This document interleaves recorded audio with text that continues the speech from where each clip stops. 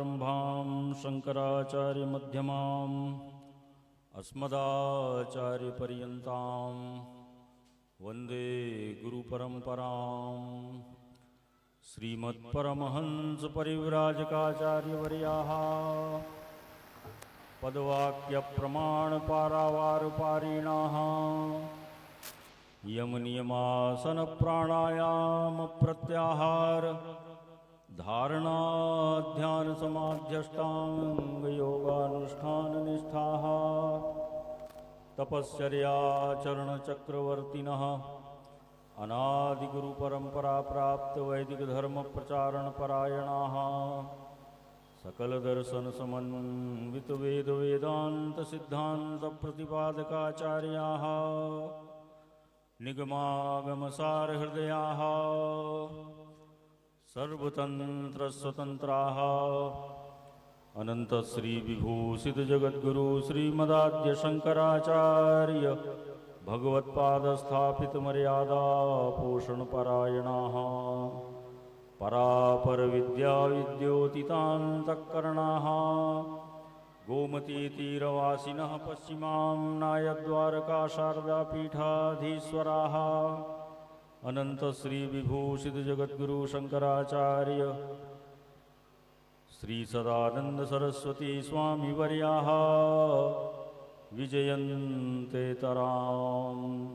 धर्म की अधर्म का प्राणियों में विश्व का गोमाता की गोहत्या धर्म सम्राट जगद्गुरु शंकराचार्य भगवान की द्वारका शारदा पीठाधीश्वर महाराज की जगदम्बा महारानी की सिद्धेश्वर भगवान की हर हर महादेव। ओम विश्वं दर्पण दृश्यमाननगरी तुल्यं निजान्तर्गतं पश्यन्नात्मनि मायया बहिर्बोध भूतं यथा निद्रया यः साक्षात् कुरुते प्रबोधसमये स्वात्मानमेवाद्वयं तस्मै श्रीगुरुमूर्तये नमः इदं श्रीदक्षिणामूर्तये। वक्तारमासाद्ययमेव नित्या सरस्वती स्वार्थ समन्वितासीत् निरस्तदुस्तर्ककलङ्कपङ्क नमामि तं शङ्करमर्चिताङ्गम्। तद्दिव्यमव्ययं धाम सारस्वतमुपास्महे यत्प्रसादात् प्रलीयन्ते मोहान्धस्तमसच्चटः। ॐ नमः परमहंसास्वादितचरणकमलचिन्मकरन्दाय भक्तजनमानसनिवासाय श्रीरामचन्द्राय। श्रीराम जय राम जय जय राम।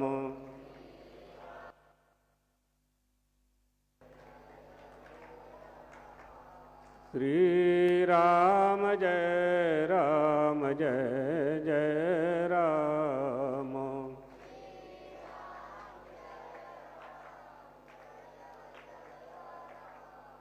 श्रीराम जय राम जय जय राम।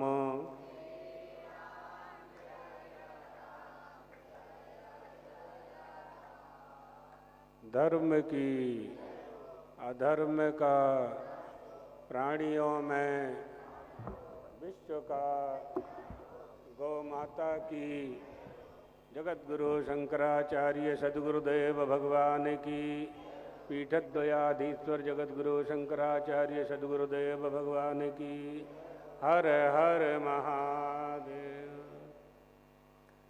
मंचस्थ यतिवृंद विद्वत वृंद देवियों सज्जनों, आज व्यास पूर्णिमा गुरु पूर्णिमा के परम पवित्र अवसर पर हम सब यहाँ बैठकर अपने गुरुदेव का स्मरण कर रहे हैं। हमारी भारतीय सनातनीय परंपरा का स्मरण कर रहे हैं।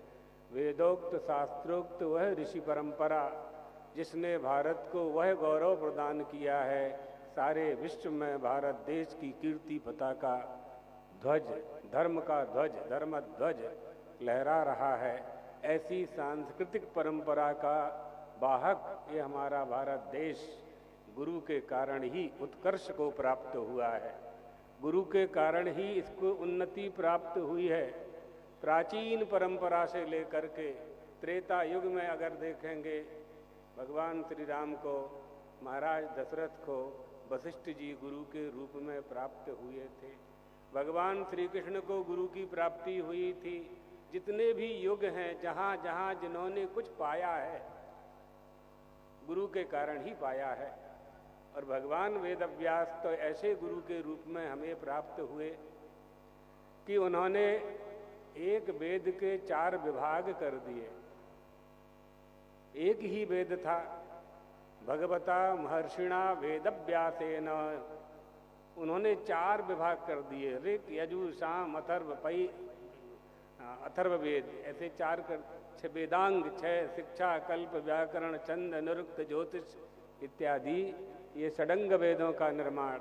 और उसके बाद 18 पुराणों का निर्माण भगवान वेदव्यास जी ने किया है। ये हमारी गुरु कृपा, हमारे ऋषियों की महर्षियों की परंपरा से ही हमें प्राप्त हुआ है। समझना यह है कि हमारे जीवन में हमें गुरु की आवश्यकता क्यों है।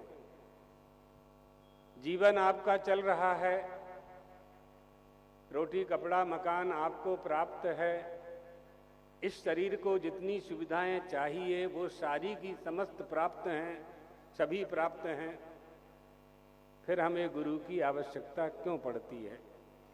इसलिए गुरु की आवश्यकता पड़ती है कि हमारे हृदय में जो अज्ञान का अंधकार भरा हुआ है उसको निकालने के लिए और किसी में क्षमता ही नहीं है। एकमात्र गुरु की शरण में गए बिना अज्ञान अंधकार का नाश नहीं किया जा सकता। ये बिल्कुल निश्चित और अनुभूत बात है, अनुभूत बात है। इसलिए हमारी भारतीय संस्कृति में ये कहा जाता है, दृष्टांतो नैव दृष्टस्त्रिभुवन जठरे सद्गुरु ज्ञान दातु। गुरु क्या दे देता है हमें। लोग कहते हैं कि पारस लोहे को सोना बना देता है, लेकिन गुरु की महिमा वर्णन करते हुए शास्त्रकार कहते हैं कि नहीं, गुरु का कोई दृष्टांत ही नहीं दिया जा सकता, कोई उपमा ही नहीं दी जा सकती है। गुरु में वह शक्ति होती है कि वो अपने शिष्य को अपने जैसा ही बना देता है। इसलिए एक गुफा में 1000 वर्ष से अंधकार भरा हुआ था। अंधेरा होता ही है गुफाओं में। उस समय ये सब बिजली और सबका साधन तो था नहीं। एक साधु गया और साधु ने जाकर के उस गुफा के अंदर एक दीपक को प्रकट किया।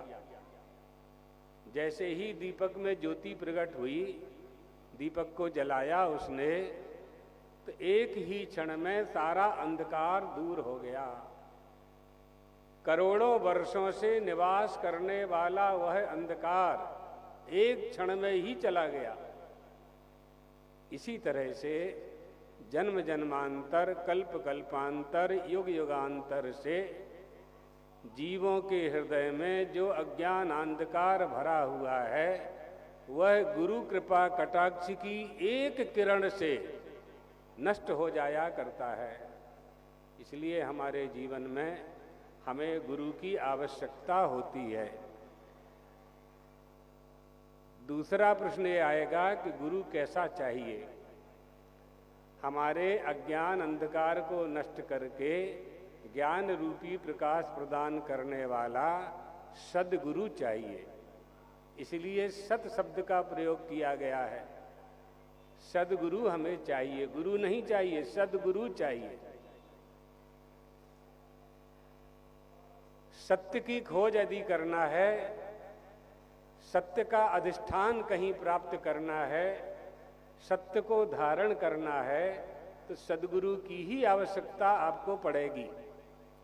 आनंद की प्राप्ति करनी है तो हमने आपको बताया कि जो संसार का आनंद है वो तो आपको प्राप्त हो गया है, रोटी कपड़ा और मकान से, साधन संसाधन से, आटा दाल चावल रोटी से प्राप्त हो गया।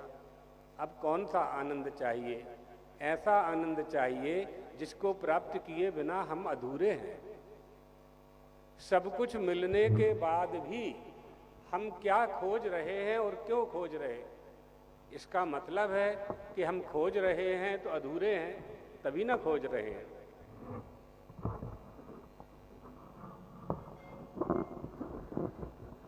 खुल रहा हो तो खुल रहा।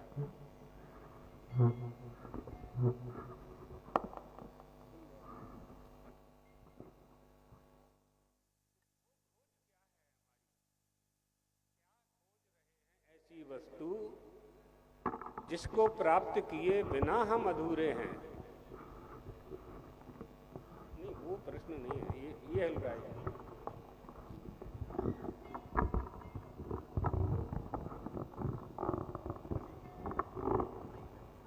बस ठीक। सारी सुविधा मिल जाने के बाद यदि हम कुछ खोज रहे हैं, इसका मतलब है कि हमें अभी वह प्राप्त नहीं हुआ है जिसे प्राप्त करने के लिए मनुष्य का शरीर प्राप्त हुआ है। वो आनंद चाहिए। वो आनंद कौन सा है? उसको ब्रह्मानंद कहते हैं। हम संसार के आनंद में पड़ गए हैं। एक ब्रह्मानंद होता है, एक परमानंद होता है, एक संसार का आनंद होता है, माने विषयानंद होता है। तो विषयानंद तो हमें प्राप्त हो गया और उसी को हमने आनंद मान लिया। जो विषयानंद है, यानी जो विषय हैं, उनसे जो हमें प्राप्त हो रहा है, उसी को हमने आनंद मान लिया। इसलिए हम कोई और आनंद खोज रहे हैं। एक बात है, समझ लीजिए, हम ऐसी वस्तु की खोज नहीं कर सकते कभी जो ना हो, सृष्टि में ना हो, उसकी खोज हम कभी नहीं कर सकते। इसका मतलब है कि विषयानंद के ऊपर कोई आनंद है तो विषयानंद के ऊपर परमानंद है, परमानंद के ऊपर भी कोई आनंद है, उसको ब्रह्मानंद कहते हैं। वो ब्रह्मणः आनंदः यस्य सः ब्रह्मानंदः। ब्रह्म का आनंद जब तक नहीं प्राप्त हो जाएगा, जब तक पूर्णमदः पूर्णमिदं पूर्णात् पूर्णमुदच्यते नहीं हम हो जाएंगे, तब तक हमारी खोज चलती ही रहेगी। हम दौड़ते रहेंगे। ये दौड़ना कभी बंद नहीं हो सकता, कभी कम नहीं हो सकता। इसलिए प्रार्थना की जाती है गुरुदेव से, ब्रह्मानंदम परम सुखदम केवलम ज्ञान मूर्ति द्वंद्वातीतम त्रिगुण रहितम द्वंद्वातीतम गगन सदृशम तत्त्वमस्यादिलक्ष्यम एकम नित्यम विमलमचलम सर्वधि साक्षीभूतम भावातीतम त्रिगुण रहितम सद्गुरुम तम नमामि। ब्रह्मानंदम परम सुखदम केवलम ज्ञान मूर्ति। हमारा गुरु कैसा है? ब्रह्म का आनंद प्रदान करने वाला हमारा गुरु है। माने जिसे हम गुरु बना रहे हैं, गुरु को बनाना क्या है? उसकी शरण ग्रहण करना है, वो तो बना ही बनाया है। जिसे हम गुरु के रूप में स्वीकार कर रहे हैं, वो ब्रह्म का आनंद में हमारा गुरु ही ब्रह्मानंद है। गुरु ही ब्रह्मानंद है। अपने सद्गुरुदेव भगवान पीठद्वयाधीश्वर के जो गुरुदेव थे, उनका नाम ही था ब्रह्मानंद सरस्वती। ब्रह्मानंद, ब्रह्म का आनंद जिसके पास है। अब आप देखिए, आपको कोई वस्तु चाहिए, कोई वस्तु आपको चाहिए तो आप कहाँ से प्राप्त करेंगे? जहाँ होगी वहीं से प्राप्त करेंगे। धन कहाँ से प्राप्त करेंगे? धनी से प्राप्त करेंगे। ज्ञान कहाँ से प्राप्त करेंगे? ज्ञानी से प्राप्त करेंगे। बल कहाँ से प्राप्त करेंगे? बलवान से बल प्राप्त करेंगे। यहाँ ले आओ, यहाँ वो सोफा यहाँ ले आओ। अच्छा ठीक, घुमा दो, यहाँ ले, यहाँ ले लो।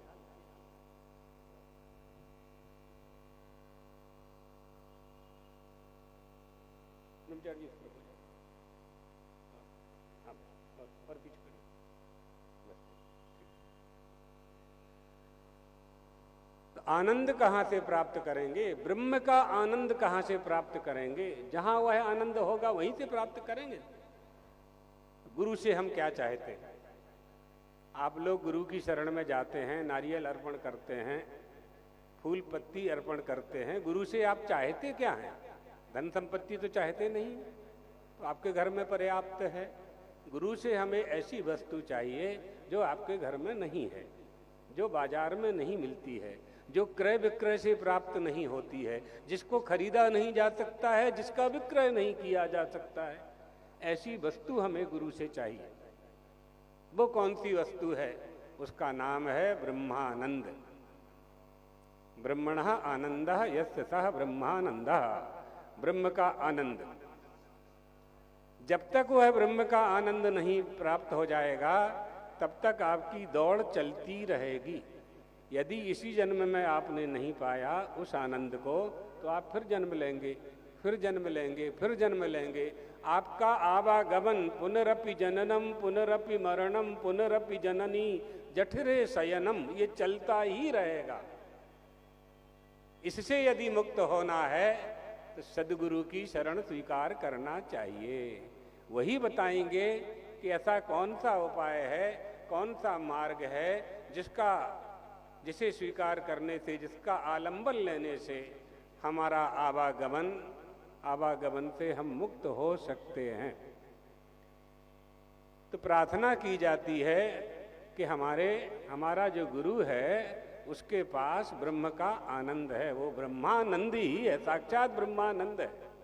आनंद का सागर होता है ना, आनंद के सागर की एक बिंदु से, सिंधु की एक बिंदु से ये जो जगत है, ये भवसागर है, उस भवसागर से पार होने की शक्ति विद्यमान होती है।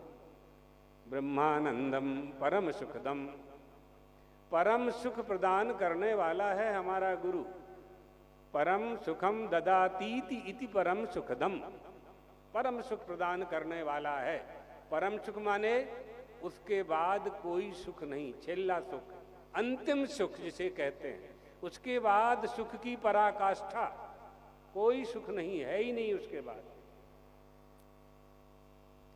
बहुत लोग कहते हैं कि सुख का लक्षण क्या है, तो आप इस बात को समझ लीजिए, सुख उसे कहते हैं जिसे प्राप्त करने के बाद कुछ भी प्राप्त करने की इच्छा मन में ना हो।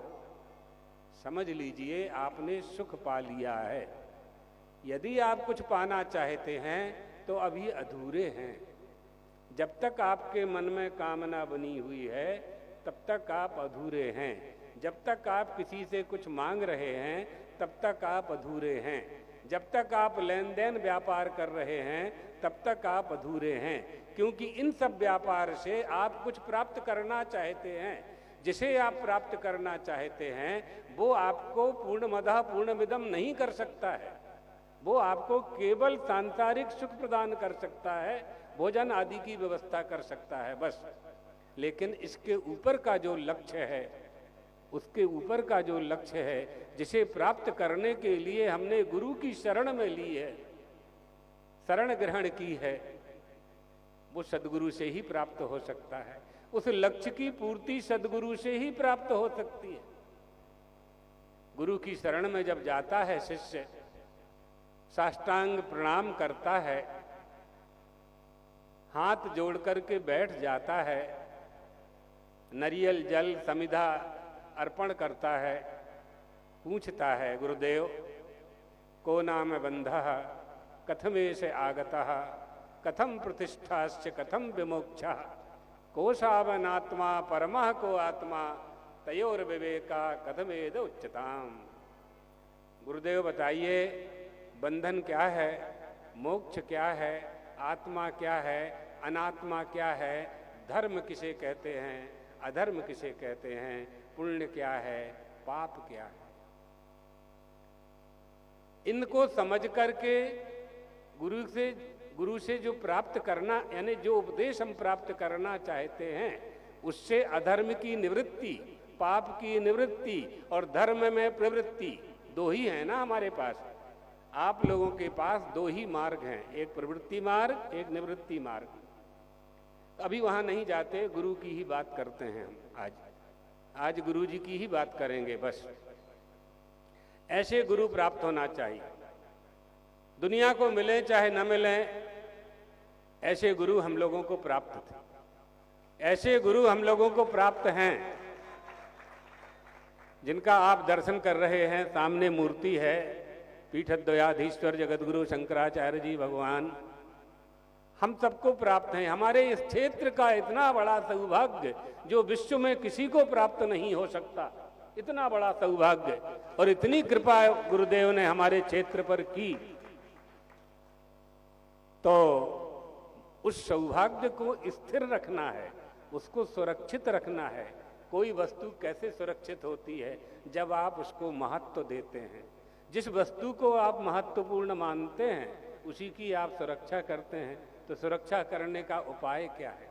आपके पास सोना चांदी है, दागीना है, रुपया है, पैसा है, हीरा मोती है, आप तिजोरी में रखते हैं ना। जब तिजोरी में रखते हैं, लाकर में रखते हैं, तो वो सुरक्षित हो जाता है, ऐसा आप मानते हैं। आप गुरु कृपा को कैसे सुरक्षित रखेंगे? आप अपनी संस्कृति को कैसे सुरक्षित रखेंगे? आप अपने संस्कारों को कैसे सुरक्षित रखेंगे? आप अपनी प्राचीन परंपरा को कैसे सुदृढ़ करेंगे? उसके लिए गुरु के बताए हुए मार्ग पर चलने के सिवाय नान्या पंथा विद्यते यनाय, दूसरा मार्ग किसी के पास है ही नहीं। इसलिए उस कृपा को सुरक्षित रखने के लिए गुरुदेव का स्मरण करते रहना चाहिए। उस स्मरण के, गुरु का स्मरण हमेशा करते रहना चाहिए, लेकिन वर्ष में एक दिन यह स्मरण करने का सर्वश्रेष्ठ अवसर, जिसे हम गुरु पूर्णिमा के नाम से जानते हैं, व्यास पूर्णिमा के नाम से जानते हैं। तो प्रार्थना की जा रही है इसमें कि मेरा गुरु कैसा है? ब्रह्मानंदम परम सुखदम केवलम, अकेला एकमात्र, केवल कैवल्य पद प्रदान करने को एकमात्र मेरा गुरु पर्याप्त है। एक कैवल्योपनिषद है, एक मोक्ष के मार्ग को प्रशस्त करने के लिए वह उपनिषद प्राप्त होता है। ज्ञान की मूर्ति है हमारा गुरु, मेरा गुरु ज्ञान की मूर्ति है। पुस्तकालय है, चलता फिरता पुस्तकालय है, मोबाइल लाइब्रेरी। कहीं से कुछ भी पूछ लीजिए हमारे गुरुदेव से, कोई भी प्रश्न कर लीजिए, कोई भी जिज्ञासा कर लीजिए, उत्तर मिल जाएगा। लोग जाकर के पुस्तकालय में पुस्तक में खोजते हैं कि इस श्लोक का क्या अर्थ है। गुरु आपको अच्छा मिल जाए और ज्ञानी गुरु मिल जाए, ज्ञानी गुरु की प्राप्ति हो जाए, आप कहीं भी कुछ भी पूछेंगे वहीं आपको उत्तर प्राप्त हो जाएगा। यही श्रेष्ठ गुरु के लक्षण हैं। ज्ञान की मूर्ति है, ज्ञान की मूर्ति है। द्वंद्वातीतम, द्वंद्व से अतीत है। अतीतः पंथानम तब च महिमा वांग मनसयो। द्वंद्व से अतीत, द्वैत आ गया मन में, दो आ गए। जड़, वेदांत में कहते हैं जड़ और चेतन की गांठ लग गई, कौन खोलेगा? आपको तो खोलना आता नहीं है, कौन खोलेगा? गुरु की शरण में ही जाना पड़ेगा। भिद्यते हृदय ग्रंथि छिद्यन्ते सर्व संशयः क्षीयन्ते चाश्च कर्माणि तस्मिन् दृष्टे परावरे।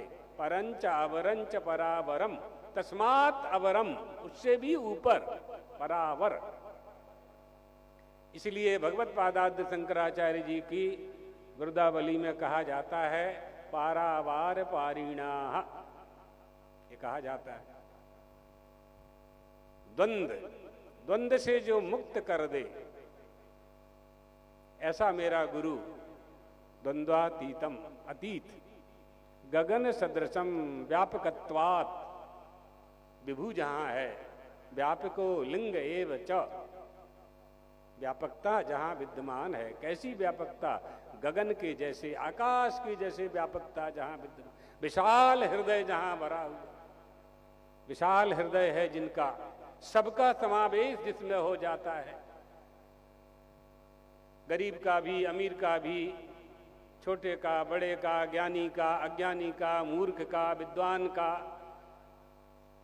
सबको जो अपने में धारण कर लेते हैं, सबकी समस्याओं का निवारण कर देते हैं, सबको सुनते हैं, सबको अपना लेते हैं, सभी को अपना लेते हैं। वानरों ने बहुत मना किया भगवान श्री राम से। विभीषण आए, शरणागत होकर के आए, रावण ने अपमान किया, भगवान की शरण में विभीषण आ गए। अंगद आदि ने मना किया, प्रभु इसको शरण नहीं देना चाहिए। क्यों नहीं देना चाहिए? शत्रु का भाई है। भगवान ने कहा भले ही शत्रु का भाई है, हमारी शरण ले ली है, हमारी शरण में आ गया है। भवंतम सर्वभूतानाम शरण्यम शरणं गतः परित्यक्ता मया लंका मित्राणी च धनानि च। विभीषण कह रहे हैं प्रभो लंका को छोड़ करके आया हूं, मित्र को छोड़ करके आया हूं, बलशाली भाई को छोड़ करके आया हूं, धन संपत्ति छोड़ करके आया हूं, सारे परिवार को छोड़ करके आया हूं, केवल आपकी शरण, बस एकमात्र आपकी शरण। मैंने परिवार पर भरोसा किया, मैंने लंका के सोने की लंका पर भरोसा किया, दशानन पर भरोसा किया, जहां जहां मैंने भरोसा किया वहां वहां मुझे धोखा मिला, किसी ने मेरा साथ नहीं दिया। प्रभो अब आपकी शरण में आ गया हूं, मुझे स्वीकार कर लीजिए। तब भगवान कहते हैं अभयम सर्वभूतेभ्यो ददामि तद्व्रतम मम। जो मेरी शरण में आ जाता है वो अभय को प्राप्त कर लेता है। भगवान विभीषण को स्वीकार कर लेते हैं।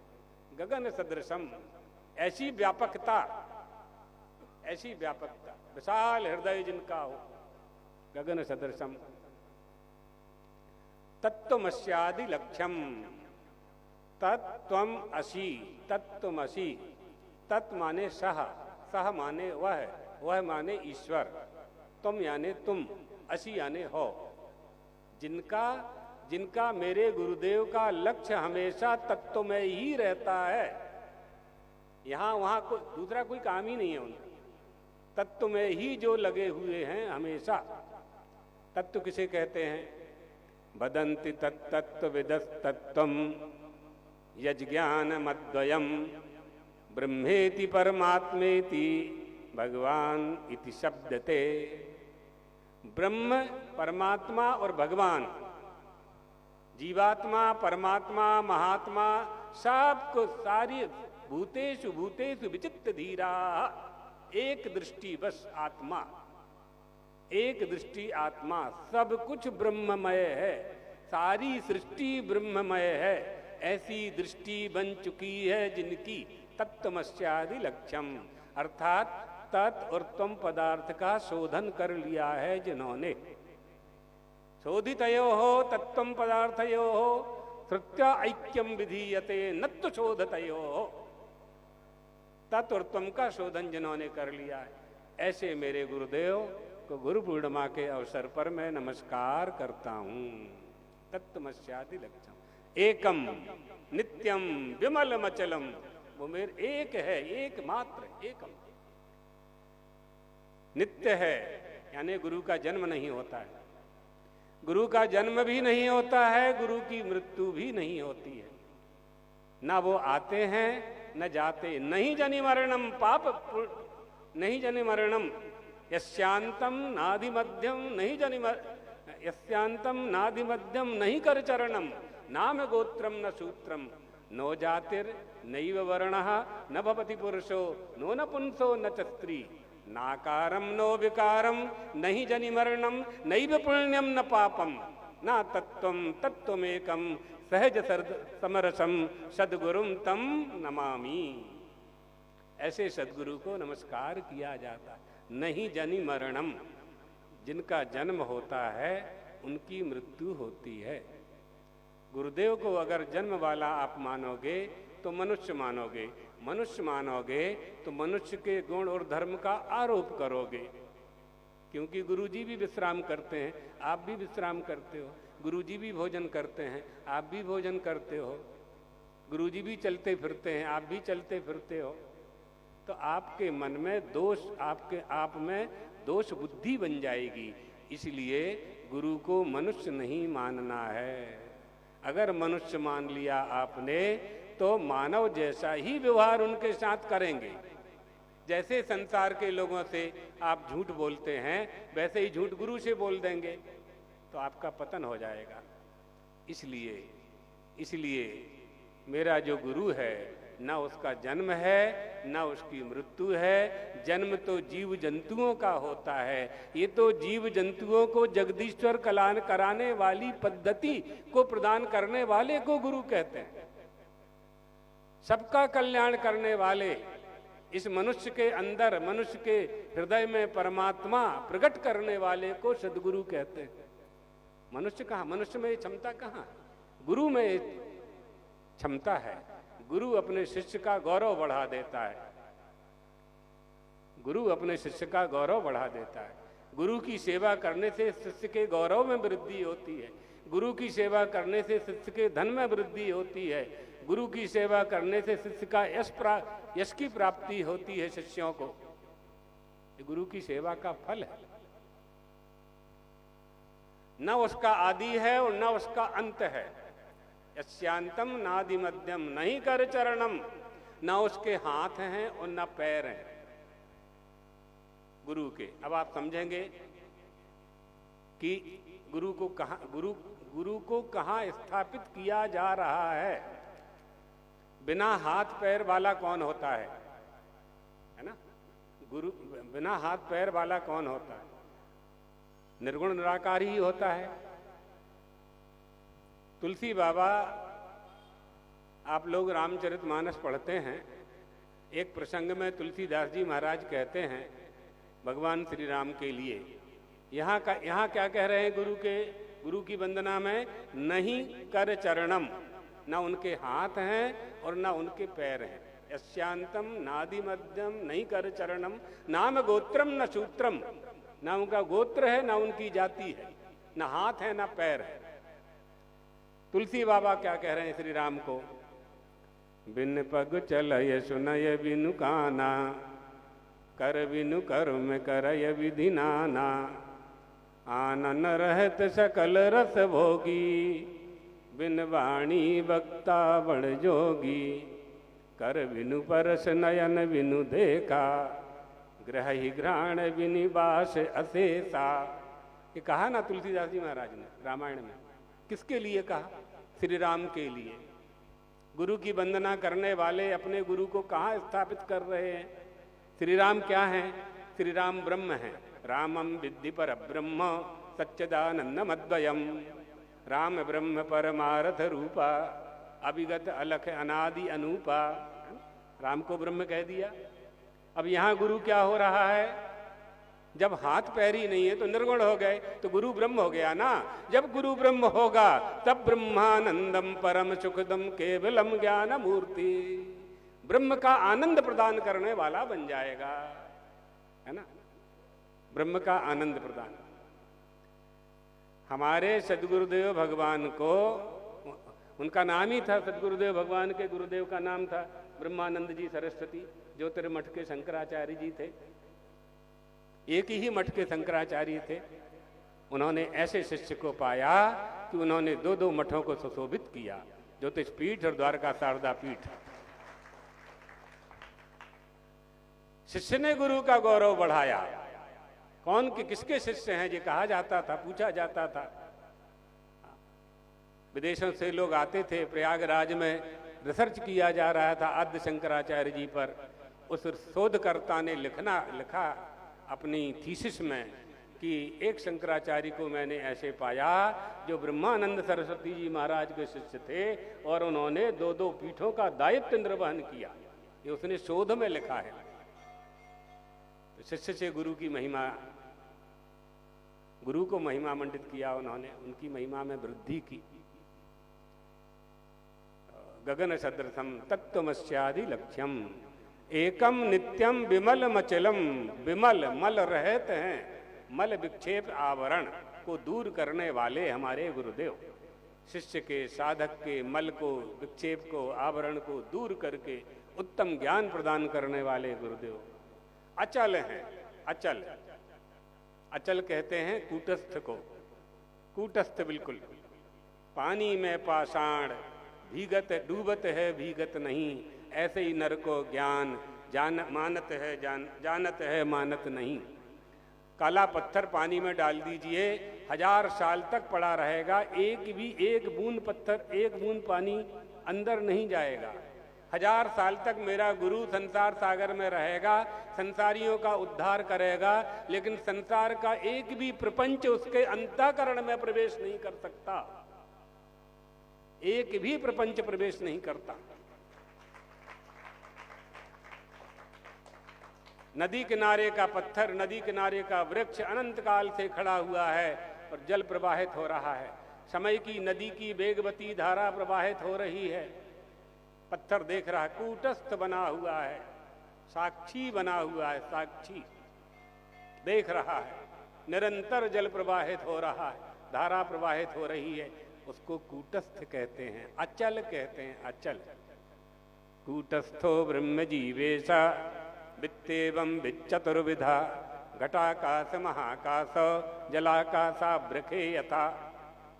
एक ही आकाश के 4 विभाग हो गए, एक ही आकाश मठाकाश हो गया, एक ही महाकाश आकाश हो गया, एक ही आकाश घटाकाश हो गया, एक ही आकाश जलाकाश हो गया।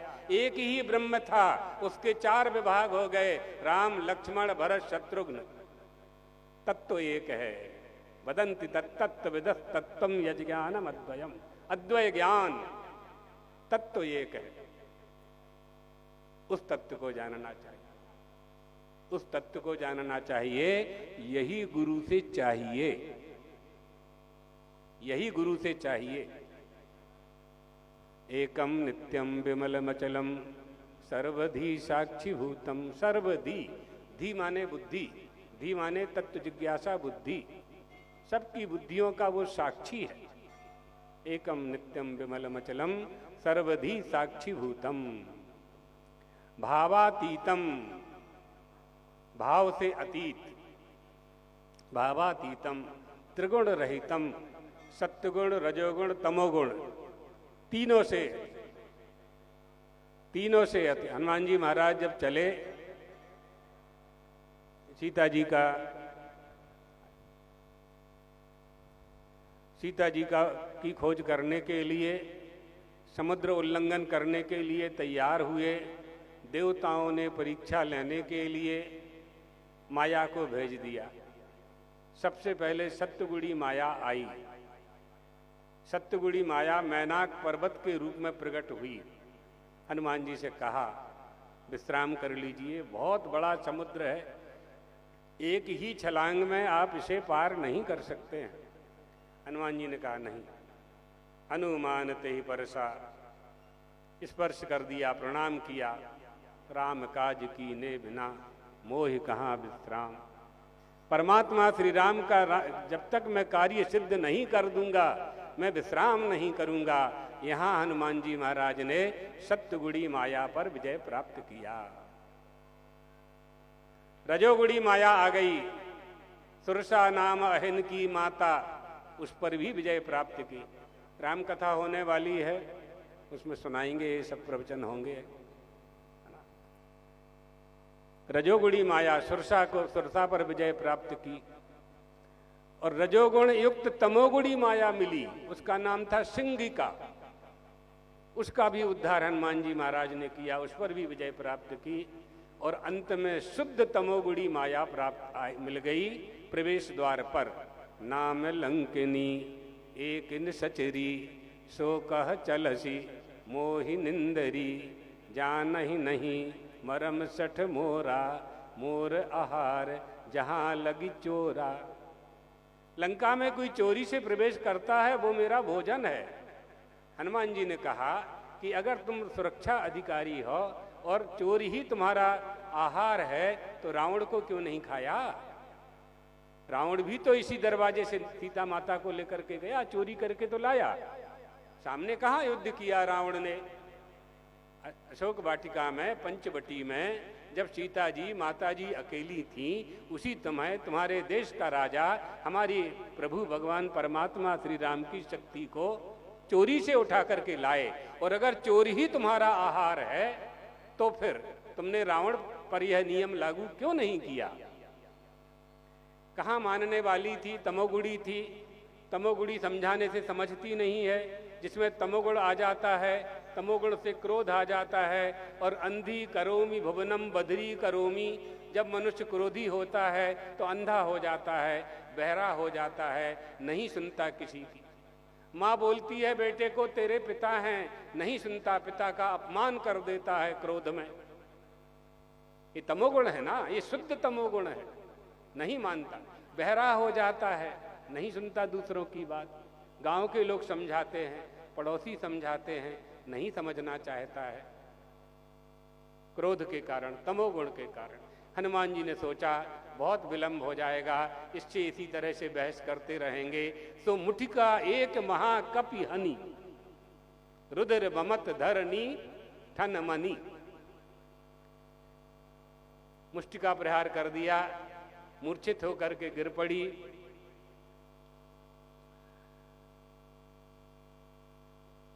इसी तरह से कहाँ दंड देना चाहिए, दंड विधान कहाँ के लिए है? यही सब नीतियां हैं। इन नीतियों का अनुसरण किए बिना कोई राजा शासन नहीं कर सकता है। इसलिए नीति का अनुसरण करना चाहिए राजाओं को। जो शासक हैं उनमें नीति होनी चाहिए, नीति में धर्म होना चाहिए। और नीति शब्द का अर्थ ही धर्म होता है। यत्र योगेश्वरः कृष्णो यत्र पार्थो धनुर्धरः तत्र श्री विजयोर्भूतिर ध्रुवा नीतिर मतिर ममो। ध्रुवा नीति, नीति माने धर्म। नीति और धर्म पर्याय एक हैं दोनों। नीति का धर्म प्रकार, धर्म के अनुसार राजनीति संचालित होना चाहिए। यहाँ हनुमान जी ने उसी नीति का आश्रय लिया और लंकिनी को दंड दिया। उठ करके खड़ी हुई और आएगा, कथा में जब आएगा तब सुनाएंगे। यहाँ तो यह बताना चाहते थे हम कि त्रिगुण रहितम, गुणत्रय से परे। त्रिगुण रहित कौन होगा? जो गुणत्रय से परे होगा। भूतत्रय से परे, कालत्रय से परे, देहत्रय से परे, आत्मा में ले जा रहे हैं। वेदांती लोग आत्मा में ले जाते हैं। इनसे जो परे हो जाए, यह तिष्ठति सा आत्मा पंचकोशातीता सन, यह तिष्ठति सा आत्मा, वो आत्मा है। वो उस आत्मा का दर्शन गुरु करा देता है। सत्वगुण से ऊपर उठा देता है, रजोगुण से ऊपर उठा देता है, तमोगुण से ऊपर उठा देता है। ये गुरु का काम है। त्रिगुण रहितम सद्गुरुम तम नमामि, भावातीतम त्रिगुण रहितम सद्गुरुम तम नमामि। ऐसे सद्गुरु को मेरा नमस्कार है, ये वंदना की जाती है। इस वंदना में ये तो हमने आपको बहुत संक्षेप में ही श्रवण कराया है, क्योंकि कोई हमसे बता रहा था कि 6 बजे से फिर वर्षा होने वाली है, तो आप लोग सुरक्षित घर पहुंच सकें, इसलिए हमने जल्दी प्रवचन शुरू किया। अब 2 महीने तक यहाँ यही सब चलेगा, तो खूब इसका आनंद लीजिए और ब्रह्मानंद जैसा आनंद प्राप्त करें हम। देखो, हमें वह वस्तु प्राप्त करनी है जो हमसे दूर हो गई है। वो वस्तु है, नष्ट नहीं हुई है, हमसे दूर हो गई है बस। हम परमानंद में थे। इतना ही विचार कर लो कि हम आनंद की खोज क्यों करते हैं। भौतिक उदाहरण देकर बताते हैं। आपने कोरोना को क्यों भगाया? कोरोना आया था ना 19 में, सब लोगों ने कोरोना को भगाया। डॉक्टर ने भगाया, सरकार ने भगाया, परिवार ने भगाया, काढ़ा पिया, वैक्सीन लगाई, न जाने क्या क्या उपाय किए। कोरोना को आप सब ने मिलकर के, पूरे देश ने और शासन ने मिलकर के, डॉक्टरों ने मिलकर के अस्पतालों ने मिलकर के भगाया। क्यों भगाया भैया? क्योंकि कोरोना आपका स्वरूप नहीं है। इसी तरह से दुख भी आपका स्वरूप नहीं है, रोगी होना आपका स्वरूप नहीं है। आप पहले से निरोगी हैं और रोगी हो गए हैं तो रोग को भगा रहे हैं, निरोगी होने के लिए रोग को भगा रहे हैं। अब आप पहले से ही परमानंद के आनंद का भोग करने वाले हैं। परम आनंद का भोग करने का स्वभाव आपका पहले से ही बना हुआ है। लेकिन परमानंद से निकल करके हम विषयानंद में पड़ गए। परमात्मा के सामने हमने जो प्रतिज्ञा की थी उस प्रतिज्ञा को हम भूल गए। भगवान का भजन करने की गर्भ में प्रतिज्ञा की थी हमने, उसे हम भूल गए और विषयानंद में पड़ गए। अब विषयानंद में पड़ा हुआ जीव परमानंद को खोज रहा है, बस यही इसकी दौड़ है। और जब तक वह परमानंद प्राप्त नहीं हो जाएगा तब तक आपकी ये दौड़ चलती रहेगी। चाहे न जाने जितने जन्म बीत जाएं, बार बार हम जन्म लेते रहेंगे। इसलिए अच्छा अवसर है कि मनुष्य का शरीर मिल गया है, अच्छे माता पिता मिल गए हैं, अच्छा गुरु मिल गया है, अच्छा गुरु स्थान मिल गया है, गुरु स्थान मिल गया है ना। देखिए, एक बात हम बता दें कि अपने जो गुरुदेव थे पीठद्वयाधीश्वर जगतगुरु शंकराचार्य जी महाराज, उनके जैसा तो कोई मिल नहीं सकता। लेकिन ये स्थान वो छोड़ के गए हैं, ये स्थान छोड़ के गए हैं। इस स्थान पर भी आप अपना मस्तक आप झुकाएंगे, प्रणाम करेंगे दोनों हाथ जोड़ करके, तो भी आपको गुरु की वही कृपा प्राप्त होगी जो उनके साक्षात रहते हुए प्राप्त होती थी। निष्ठा होनी चाहिए, निष्ठा से फल की प्राप्ति होती है। तो बहुत ही अच्छा अवसर, शुभ अवसर ये हुआ। कई जगह पर चातुर्मास करने की बात चल रही थी, लेकिन 2-3 साल से आश्रम में चातुर्मास नहीं, हमारा तो कई दिन से नहीं हुआ था। लेकिन हमारे गुरु भाई ज्योतिष पीठाधीश्वर महाराज जी ने 2 साल पहले यहाँ चातुर्मास किया था। तो फिर हमने ब्रह्मचारी सुबुद्धानंद जी से पूछा कि चातुर्मास करना है, कई जगह से प्रार्थना आ रही है, कहाँ करें। तो ब्रह्मचारी जी ने कहा कि या तो जबलपुर कर लें या परमहंसी कर लें। तो हमने कहा कि परमहंसी ही ठीक है फिर। तो इस तरह से यहाँ ब्रह्मचारी जी के कहने से यहाँ चातुर्मास तय हुआ। 2 महीने तक अपने लोग खूब सुबह शाम, सवेरे 10 बजे से 12 बजे तक सत्संग होगा उपनिषदों पर, और शाम को भी आप लोग आएंगे तो शाम को भी सत्संग होगा। तो इस तरह से एक अवसर अच्छा प्राप्त हुआ है, उसका पूरा लाभ हमें उठाना चाहिए।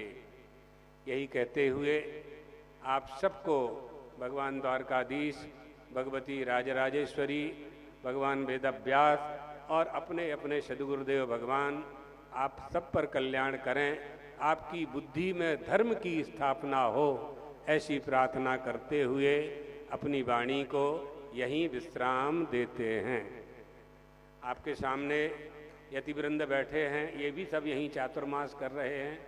कल से आप इनमें से भी जो प्रवचन करना चाहेंगे उनका उपदेश आप सब श्रवण करेंगे। ये सब सन्यासी, एक सन्यासी को भिक्षा कराने का अवसर प्राप्त हो जाए, दर्शन करने का अवसर प्राप्त हो जाए, मनुष्य का जीवन धन्य हो जाता है। तो ये अवसर हमारे सद्गुरु भगवान ने हम सबको प्रदान किया है, इसका खूब लाभ लेना चाहिए। धर्म की अधर्म का, प्राणियों में विश्व का, गौ माता की, द्वारकाधीश भगवान की, जगदम्बा महारानी की, सद्गुरुदेव भगवान की। हर हर महा